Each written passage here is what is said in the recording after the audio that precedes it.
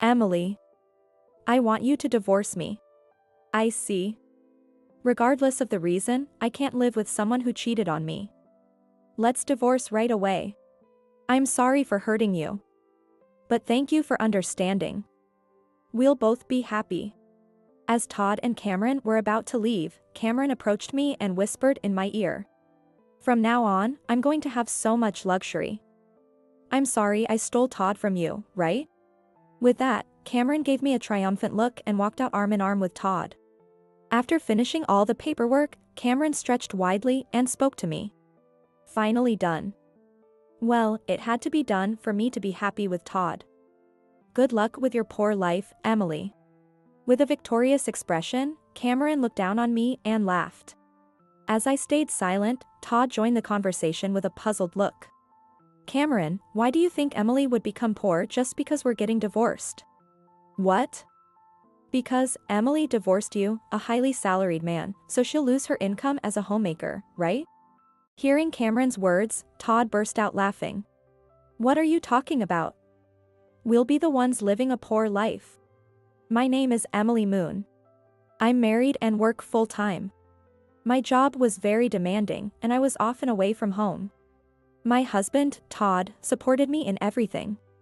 Todd took care of all the household chores in our place. In other words, he was a homemaker. We had only been married for 3 months. Despite being newlyweds, I was away from home a lot and couldn't help with the housework. But Todd never complained and always took care of me when I was exhausted from work. We had built a harmonious marriage, but little did I know that the arrival of one person would drastically change this situation. One day, Todd spoke to me as I got home. Can I invite an old friend over? Sounds nice, Todd, but that's quite rare you would invite anyone here. The other day, we hadn't seen each other in a while. We had such a great time that we decided to meet again. I also wanted to introduce her to you. Todd explained with a big smile. Seeing his face, I couldn't help but smile as well. Got it, thanks. I might have some time off next weekend, so can you ask that friend of yours if available? Sure. Thanks, Emily. Looking happy, Todd immediately started texting on his phone. I've rarely seen Todd angry or in a bad mood. I love his kind, honest personality and his cheerful smile. Todd's old friend, Cameron, was available next weekend and planned to visit. Todd was so fond of his old friend. Must be a wonderful person. I was looking forward to meeting Cameron. The next weekend. That was the day Cameron would visit our home. Todd had been cooking various dishes since morning to welcome his old friend. Todd is very skilled at housework, especially cooking. The table was filled with delicious-looking dishes. I'm sure Cameron would be pleased. Oh, Cameron is almost here. I'm going to go downstairs. With that, Todd went out to meet Cameron. We live in a high-rise apartment with a concierge at the entrance. First-time visitors often get confused, so we always go out to meet our guests. I wondered what his old friend was like. As I eagerly awaited their arrival, I heard the front door open. Come on in. Thanks for having me. Hearing their conversation, I was puzzled. The voice sounded too high-pitched to be a man's. When Cameron walked into the living room, I was surprised. Wow, this place is amazing. So luxurious. In front of me was a woman, looking around the room in awe. Todd, this woman. Let me introduce her to you. This is my childhood friend, Cameron. Cameron, this is my wife, Emily. Nice to meet you. I'm Cameron. Oh, nice to meet you too. I hurriedly returned the greeting. From Todd mentioning his childhood friend and the neutral name Cameron, I had assumed a man would be visiting. Todd could have mentioned it was a woman. Feeling a bit uneasy, Todd and I started to entertain Cameron. When I led Cameron to the dining room table to eat, she sat next to Todd like a natural. Wasn't it normally me and Todd sitting next to each other? I thought so, but Todd didn't seem to mind at all. It wasn't a formal setting, so I didn't comment, but Cameron scooted her chair even closer to Todd. Still, this house is amazing. The furniture is so fancy, it's wonderful. Isn't it? We can live like this thanks to Emily. Really? So you two support each other? Cameron gazed up at Todd with an admiring look. She didn't look at me at all, and I just watched the two of them talking. I felt uncomfortable as I watched Cameron talk joyfully with the occasional intimate touch to Todd's body. While Todd seemed unbothered, it was clear Cameron didn't see Todd as just an old friend. When I kept quiet so as not to spoil the mood, Todd quickly turned to me and said, "She's funny, isn't she?" It was pure sincerity, not a dig at me. So I replied with a forced smile. Yeah. Todd probably didn't notice my feelings. He genuinely thought I was enjoying myself. Then, for the first time, Cameron turned to me and said, "I'm having so much fun. Can I come over again?" Though her mouth was smiling, her eyes weren't. Seeing me give a non-committal response, Todd beamed and said, "I'm glad you two are getting along." From then on, Cameron started visiting our home multiple times a week. At first, she came on weekends when I was home, but soon her visits increased, and then she even came while I was at work. That day, too, I found Cameron's shoes at the entrance when I got home. Sighing, I walked into the living room. There, Todd and Cameron sat together on the couch, laughing happily. Cameron had her arm around Todd's. Even when she noticed me, she didn't pull away. Already tired, seeing this made me feel even more exhausted. "Hey, Emily." Noticing me coming home, Todd greeted me with a smile. Cameron didn't say anything to me, just a quick, "I'll be going now," and left. Cameron was here again? Isn't she coming over a bit too much lately? I asked, sighing. As Todd continued preparing the meal, he added, "That's right. But Cameron recently got divorced and moved back to her parents' home. Most of the people around her are either working or have families. So she's probably feeling pretty lonely. While I feel bad for her, I don't feel comfortable with you two meeting up when I'm not around. You two seem unusually close. I'd like it if you could limit your time together a bit." I was pretty sure that Todd didn't have any inappropriate intentions. He genuinely wanted to help his childhood friend who was in trouble. However, I did not like Cameron, who did not mind touching Todd's body intimately even in front of me. Or coming into a married man's house in the daytime. After hearing my request, Todd apologized to me and said he would see Cameron less often. Then, I had to trust his words. However, Cameron continued to visit our home. It seemed like she was targeting times when I was at work, as I never saw her. So how did I know Cameron was visiting? It was because Cameron had gone out of her way to fold the toilet paper in triplicate before leaving. Having visited our home many times, she should have known that neither I nor Todd would fold the paper. She was intentionally leaving traces of her presence. It was a clear provocation to me. Though the visits decreased, she still came over every week, so I once again expressed my discontent to Todd. I told her clearly. At that time, she said, "I understand," but when she cried and told me at the entrance that she was having a hard time and that she was sad, I couldn't turn her away. I couldn't blame Todd anymore for speaking apologetically and asked him to keep telling her to refrain from visiting anyway. Todd would apologize each time, but the situation never improved. About a month after Cameron's first visit, Cameron continued to visit our home, and I was mentally exhausted. I was desperate to stop Cameron's visits. With that in mind, I headed to a place I normally wouldn't go alone. Todd's parents' house. If they were childhood friends, there might have been interactions between their families. I thought I might find a solution there. I rang the doorbell at my in-laws' house. Honestly, I wasn't looking forward to this. There was some reason I usually avoided this place. "Oh, Emily. Are you here alone?" "Hello, it's been a while." My mother-in-law's face showed clear displeasure when she saw I was alone. The reason was her. She disliked me. "So? Why are you here all of a sudden?"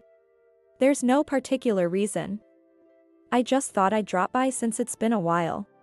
I'm not happy to see you.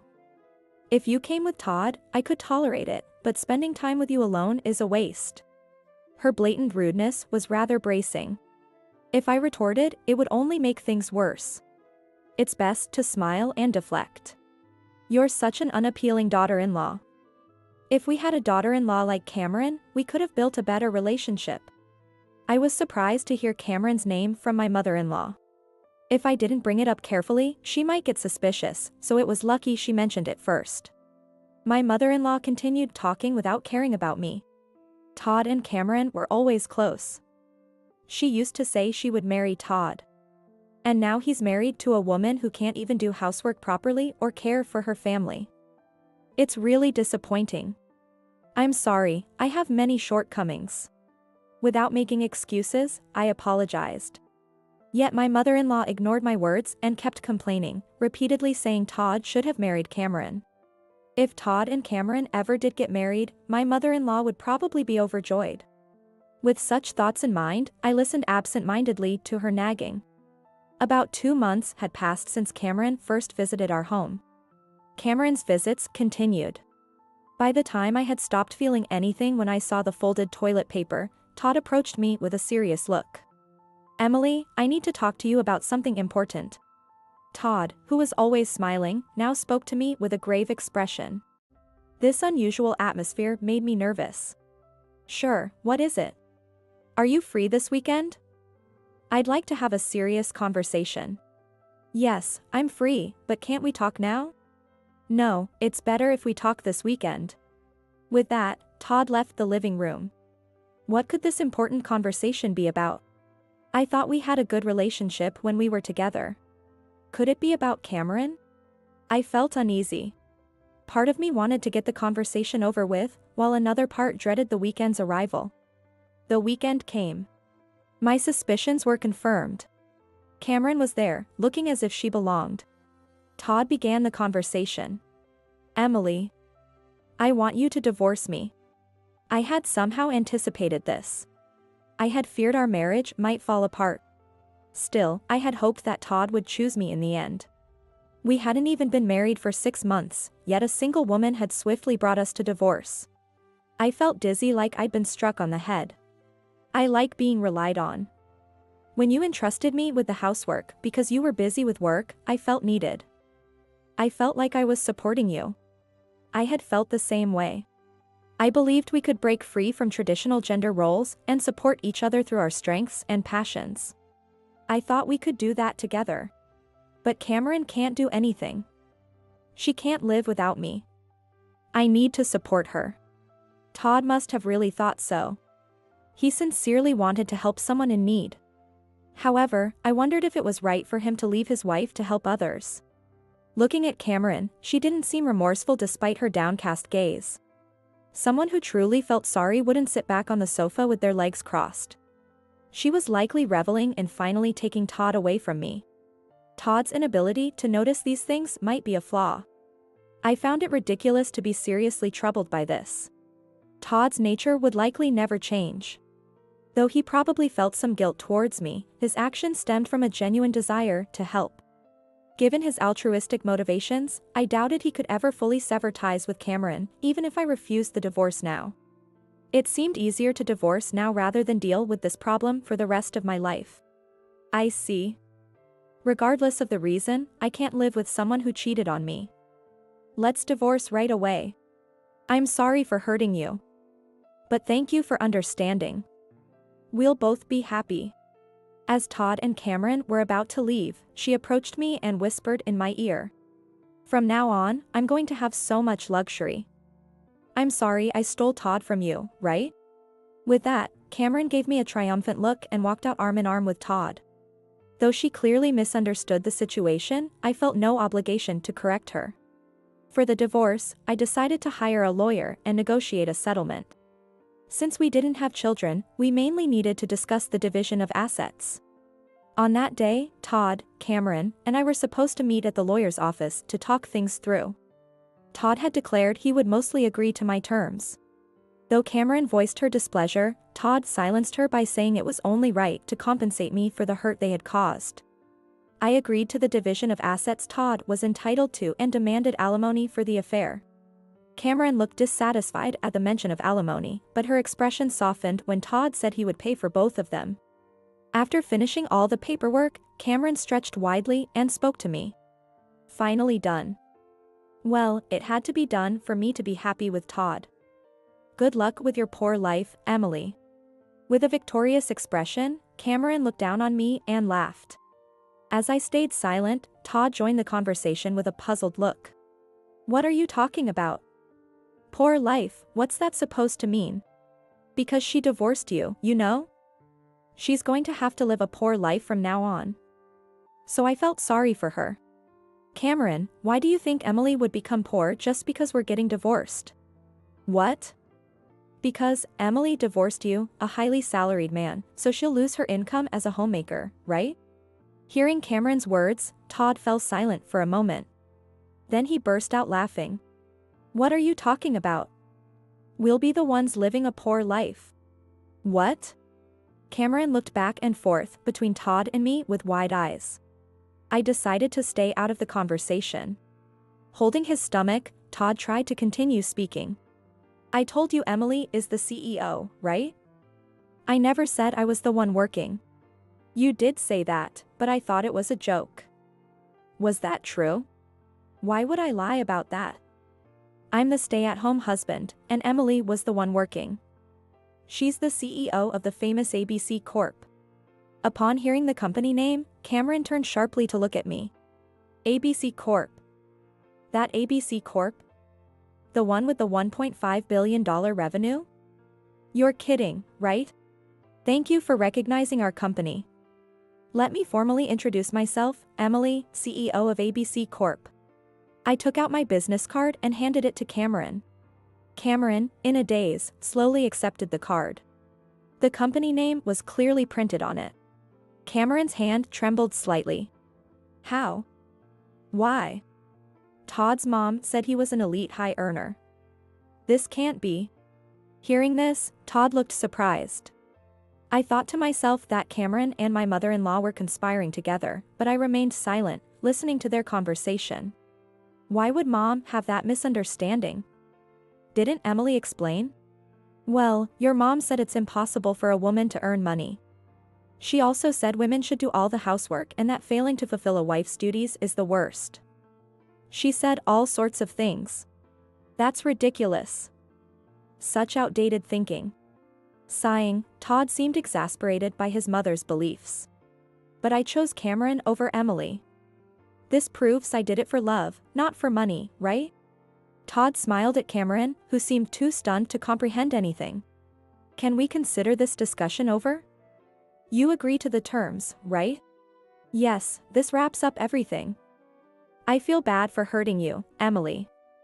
We won't bother you again. Good. Please make sure to tell the woman next to you and your mother not to contact me anymore. Got it. We'll be leaving now. Todd supported the utterly dazed Cameron as they left the lawyer's office. Stealing a man for his money, only to find out he was a stay-at-home husband, was a shock for Cameron. It was highly doubtful they would have built a good relationship moving forward. However, this was no longer my concern. Finally freed from this mess, I felt a weight lift off my shoulders. One day, having returned to single life and living freely despite my busy work schedule, my secretary Clara informed me that a woman was causing a scene at the entrance, demanding to see me. Apparently, she wasn't a business contact, and despite Clara trying to calm her down, she kept insisting on seeing President Moon. Having a bad feeling, I told Clara to take the woman to the reception room and asked her to be present. When I entered the room, as expected, there was Cameron, breathing heavily with a frantic expression. I regretted giving her my business card earlier. What do you want, showing up at my company like this? Don't you realize causing a scene at the entrance is disruptive? I didn't have your contact information, and when I tried to go to your house, the concierge stopped me at the entrance. I couldn't talk to you.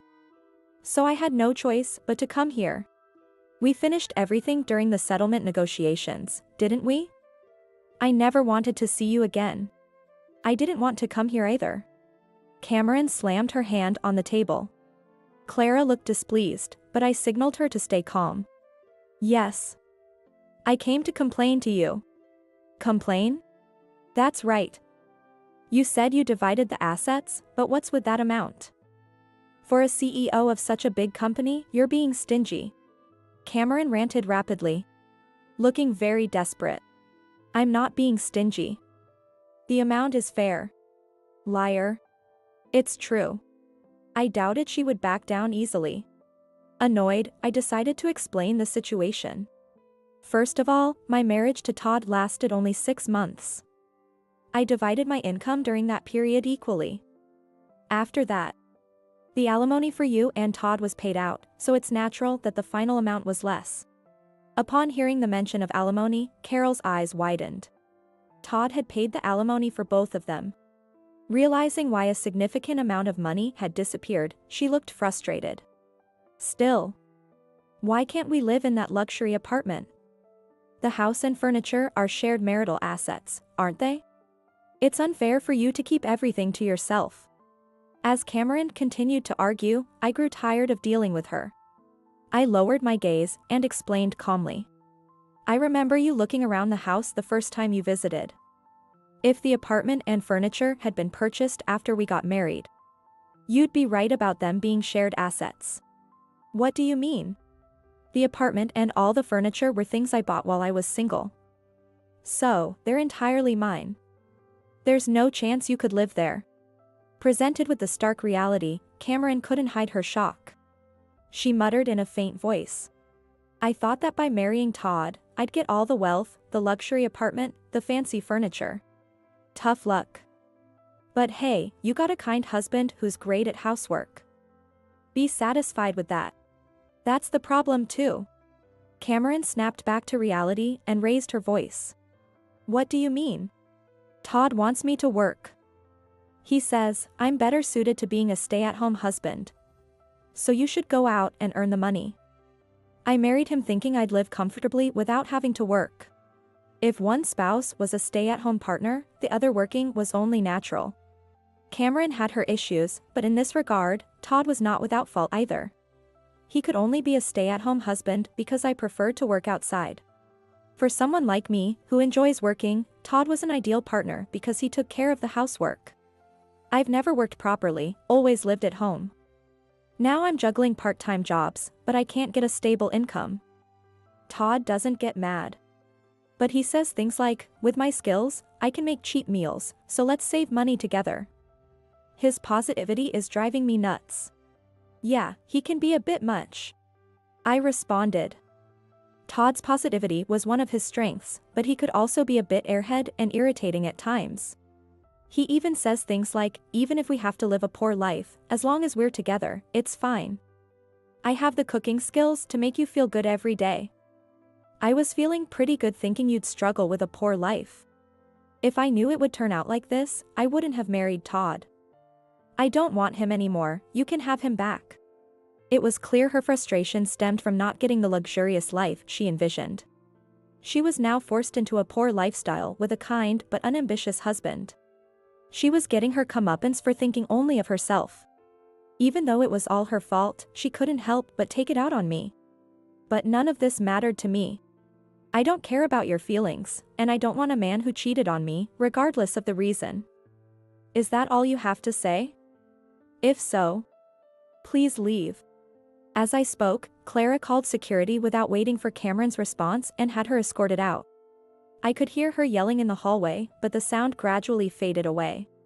Feeling relieved as Clara instructed the security to turn Cameron away if she ever showed up again, I sighed deeply. I was done with all this drama. One day, while I was peacefully working, free from Cameron's harassment, I decided to leave the office without doing overtime for once. As I stepped out, someone suddenly grabbed my arm. I was too shocked to scream and turned to see my mother-in-law, her face contorted with anger. Finally, I've caught you. I've been waiting for hours, and you never came out. How could you turn away your mother-in-law from the house? What kind of nerve do you have? Now it was my mother-in-law causing trouble. I had forgotten about her. The thought of her waiting outside for hours sent a shiver down my spine. Hiding my fear, I responded firmly. Todd and I got divorced, so we're no longer related. There's no reason to let unrelated people into my home. I've instructed the building to only allow people I've approved into the entrance. You're so insolent. Show some respect for your elders. She screeched, her voice a piercing sound I had never heard before. It was incredibly annoying. I would if there was anything respectable about you. But there's not. So, what do you want? Don't be disgraceful. I came because I have something to say to you. Nobody asked you to. I wanted to run away from her right then, but that might just lead to more stalking. I decided to hear her out and end things for good today. Why didn't you tell me Todd wasn't working? Your deceit has caused me so much trouble. I told you many times that I worked while Todd took care of the house. You always called me a liar or ignored me. Her misunderstanding was her own fault, yet she blamed me for everything. You should have tried harder to make me listen. I thought I'd live a luxurious life with Todd and his wife, but instead, we're living a miserable life every day. I can't take it anymore. So, you were after the money too. Just like Cameron, you thought you could live off someone else's wealth and now you're paying the price. Shut up. This is all your fault. You owe me living expenses for life. That's absurd. There's no way that would hold up. Besides, doesn't your husband still work? Even if Todd and Cameron can't support you, you should be able to manage. Her husband was still around, though he rarely came home from his long-term assignment. But we met a few times a year, and he was always kind to me. Though dealing with my mother-in-law was a pain, his presence made visiting bearable. Well, that's... She trailed off, her response hesitant. When he came back recently, he found out that I had married Todd to Cameron. He divorced me and kicked me out of the house. Now I live with Todd and Cameron. It was only natural her husband would be curious why his son's wife had changed. My mother-in-law must have spoken ill of me, making him uncomfortable. But I thought I'd live in luxury with Todd's money, so I boasted about it. Now I can't even ask my ex-husband for help. I'm amazed. My father-in-law was a kind and thoughtful man. If you had treated him well, he would have helped you. But now, you're reaping what you've sown. I won't help you. She looked down for a moment, but my refusal to help made her angry again. How cruel. What kind of heartless person are you? I'm begging you for help. Say what you want. If you keep this up, I'll call the police. This is my workplace, and your behavior is disruptive. Hearing the word police, my mother-in-law's face turned pale. She bit her lip in frustration but left without saying another word. Her shoulders slumped, and she looked like she was carrying the weight of despair on her back. Here's what I learned from my lawyer afterward. Apparently, Todd, Cameron, and my mother-in-law were still living together. Todd, who wanted to remain a stay-at-home husband, realized that Cameron and my mother-in-law couldn't earn enough to support the three of them. So he started job hunting. However, having been out of work for months without a valid reason like illness or caregiving, Todd could only find a low-paying job. In the end, Todd's salary wasn't enough to support them, so Cameron and my mother-in-law also took up part-time jobs to make ends meet. When Todd handled all the housework, their home was spotless, and they enjoyed home-cooked meals every day. Now, with everyone busy working, their house was a mess, they relied on convenience foods, and arguments were frequent. As for me, I was enjoying a comfortable life. I hired house cleaners to keep my home tidy, and I had plenty of delicious food from delivery services and dining out. Besides, it's not that I dislike cooking, I'm just too busy to do it. Occasionally, cooking for a change of pace isn't bad at all. I was savoring the freedom of living alone. In terms of work, I started a new business relationship with a company where my former father-in-law worked, and I met him again. Emily, I'm truly sorry. Because of my foolish ex-wife and son, you've been hurt. I can't apologize enough. My father-in-law apologized, but he had done nothing wrong.